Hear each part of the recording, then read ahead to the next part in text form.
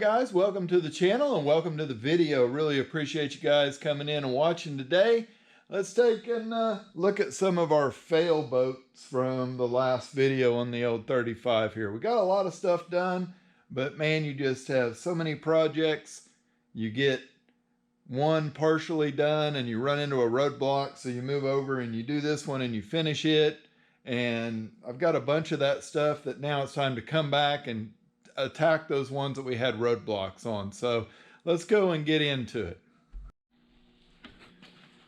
Well, all right, guys, I don't know if you can see this, but like you can barely stick a finger in between the posts on this distributor and the firewall. So that's why an HEI is, well, it's not the right choice for our car, I guess.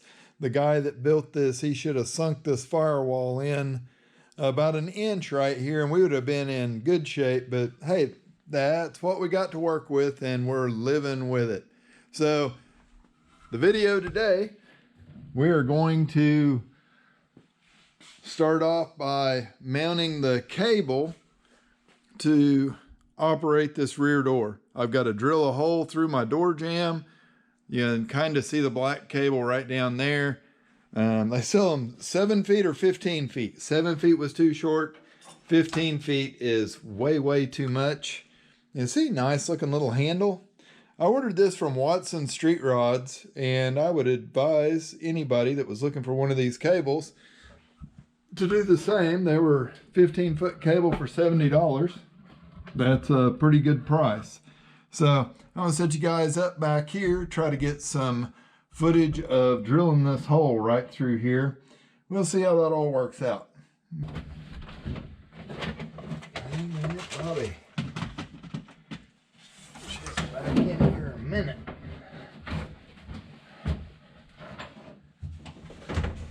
Okay, so I drill that through right there. It's going to come out just about right.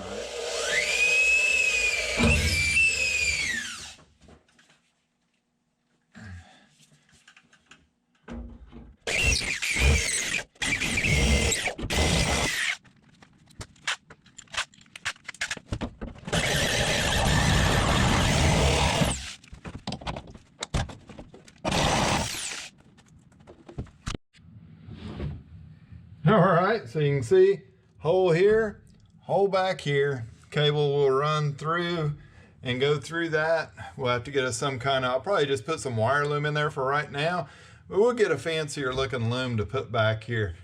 First thing I got to do is get a file and deburr these holes though. Man, that old drill, whew, she sounds rough. And the step drill, it really leaves a jagged hole. So let's clean that up and we'll bring you guys back. All right, so after the hole drilling and deburring, I just put this in here to protect that cable and keep it from getting cut. We're gonna have to build this little bracket to hold our cable down in line with that bottom hole down there, because that pulls out to release the latch. So build us a bracket to hold our cable and then probably just zip tie her up here, get us a little slack, because you guys probably can't see it, but that cable's coiled up there. It's like 9 feet too long, it seems like. So we'll get that all put in. And hey, we'll have this end of it mounted. Then we just have to mount the handle end up there. Yeah, up there. And we can maybe check something off the list. Well, all right, guys. Got this little bracket in here. Real simple, like 16 gauge metal, bent some 90s on it. Probably end up replacing these with some flat screws because that panel's not gonna have a lot of give on any of this rear stuff. But you can see that just holds it tight. We've got our latch wired up here. Just some zip ties for temporary. I gotta cut this, and man, this is some tough little cable here. So I want to cut it clean because the leftover part is long enough to make a throttle cable on something. You know, always save everything, upcycle, whatever you want to call it. So let's take this thing and shut it and see if it'll open up with the handle.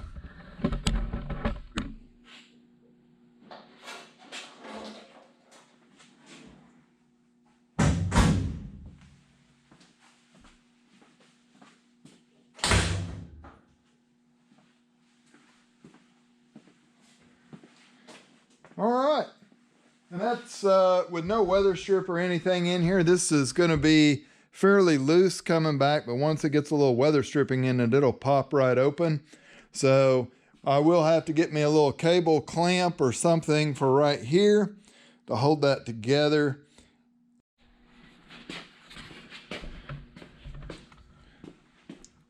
All right, you can see our little handle here, all nice and cute.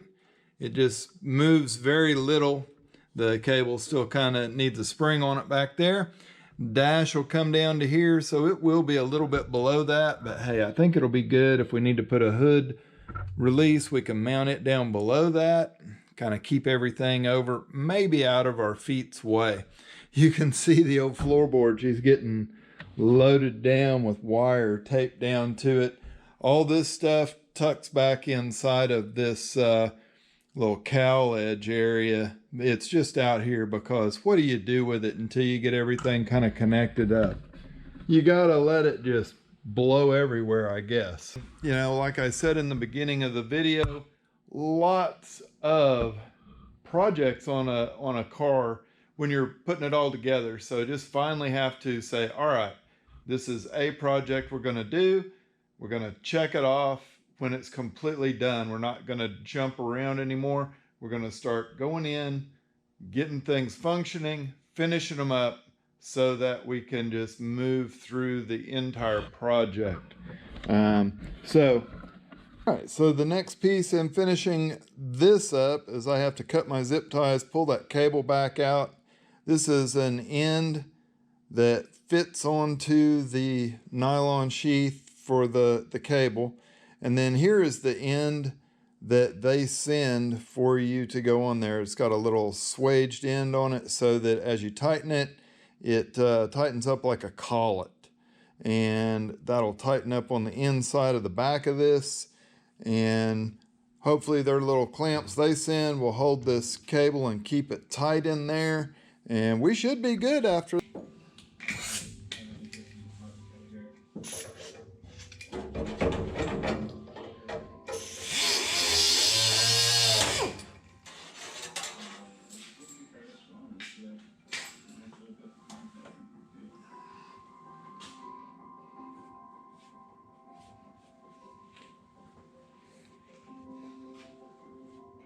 All right, so, well, you saw me cut the excess cable off there. Let's see how we work here. So she latches nice.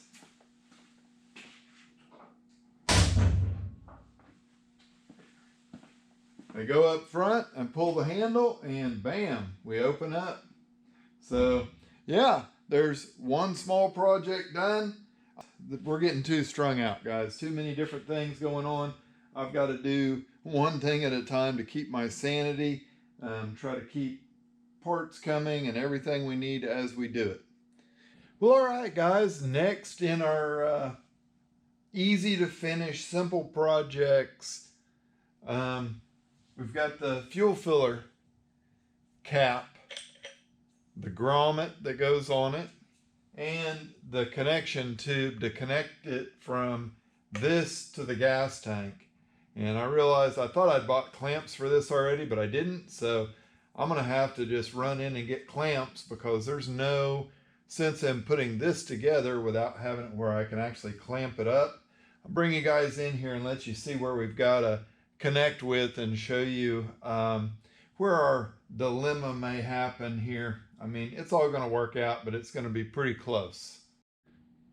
So as you guys see up in here, this is our fuel fill neck, its mounting point, and it makes a sharp bend and comes out towards the back of the car. You can see the hole right up here where it's got to go out. So let's look at it from this direction. So I don't know, you guys can surely see that.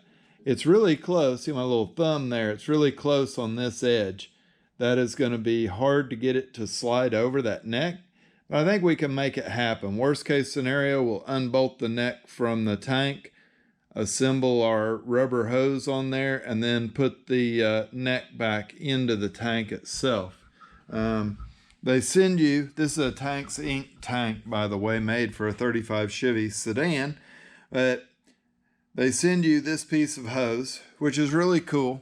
I mean, it looks like it would almost slide completely over that neck and fit down in there, and then we can just cram our fuel filler on top of it. That's what we're going to try first and see if that works. But we've got to have some kind of clamping action on there. We can't just install it with no clamps. So that's what happens to you. I mean, it's a 10-minute project, but you got to take a trip into town. Mama's giving you a shopping list, so crap, there's an hour and a half gone. There's you a look at the back of it with the tail lights bolted in there. Got our tag yet to go, but that's not important. You can see the spaghetti laying down on the floor. That's where we're at now. Just simple rear tail lights, backup lights, and a tag light. You can see, got everything kind of zip tied up in here. This is wire hanging down for the tag light, but everything is just needing a little trimming. We got them tucked in, have to drill a hole, bolt the grounds in, and yeah, that'll have the tail lights and the back of the car all wired up. You can see this fender's on and this fender's on now, so that's a cool deal. They almost fit the car like they did before. I've been working inside all day. Look at this. Wood floor? It may be. It may be. Now I've got to build a storage compartment in the front of it, figure out a way to sink the battery, get it camouflaged off in there. I took my rear door, cut out this fancy convoluted paper reinforced door panel there. Not really, just a pattern to kind of know how much material I'm going to need. I took this door panel, my quarter trim, and I cut it down to where it kind of fits better. And then I curled it around here. You guys let me know, can I take masonite and score it with a skill saw and get it to make that curve like that? That would be absolutely sweet if that would work out. And the wood floor, I think that'll be pretty cool too. Since the whole car had all that wood in it, I took it all out, and now we're going to put the wood flooring back in. Oh, there is one piece of wood left in the car. Right there it is. That's right, 1935 vintage, whatever, ash wood in there. You can see they had this thing cut for, like, if we're going to send her overseas, we can put a left-hand windshield wiper, or maybe they put two windshield wipers in some of them. I don't know. But yeah, I thought this was looking pretty cool. I did, man, this is loud to pull this all apart.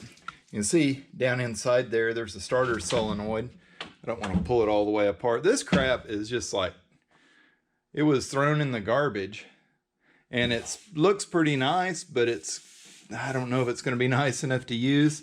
But I think one box of some laminate and we can make it work in here, and then maybe we can pick a slightly different color. I don't know. I like this. You guys let me know what you think we should do back here. Got this nice pink board here, but we'll laminate that with something, or carpet it. I don't know. That gives a pretty good update after quite a bit of stuff. What we do in this video, we hooked up the latch to the cable, mounted that handle right there, put the solenoid in, put the wood flooring there. Oh, the tail lights and all that wiring is all done now. Yeah, so in theory, if we were all hooked up, we could make our tail lights come on at the very least. That would be cool. And I put the fuel filler neck in there. So yeah, that's quite a bit of progress there. I believe that's got the back of this car like a little further along. You know, it doesn't have to have any interior in it for us to drive it, but I'm waiting on parts for the engine, for the front, a lot of little stuff. I found out I had a whole assortment of Chevrolet car and truck pulleys, power steering brackets, alternator brackets, all this different stuff.